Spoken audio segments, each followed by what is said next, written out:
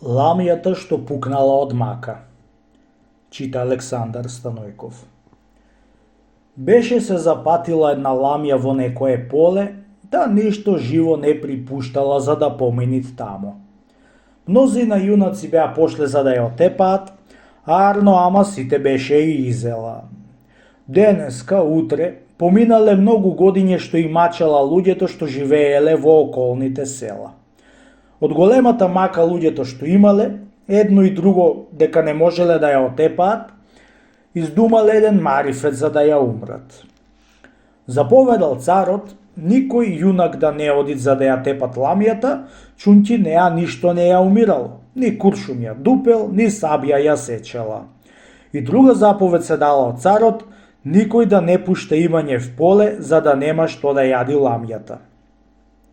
Потоа после направиле на две страни од полето, на 5 часаат из краја, две кули и кладоа луѓе за да бијат тапани.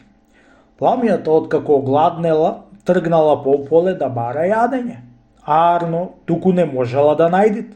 Шетала по шамаците, по друзи места, немало џанџин.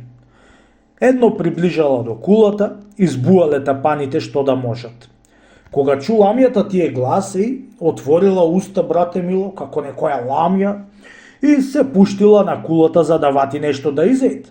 Арно ама, вратата јако затворена била, да ништо не можела да сторит. Се врте околу кула, се сука, не можела ништо да направит и во тоа време тапаните запреле и удриле од другата кула друзите тапани и ламјата едно чу глас од друзите тапани и се спушти тамо и тамо ништо не можела да стори. Трчала тамо, вамо, до најпосле се уморила и од мака се пукнала како костен. Со тој марифет куртулисаа народот од ламјата.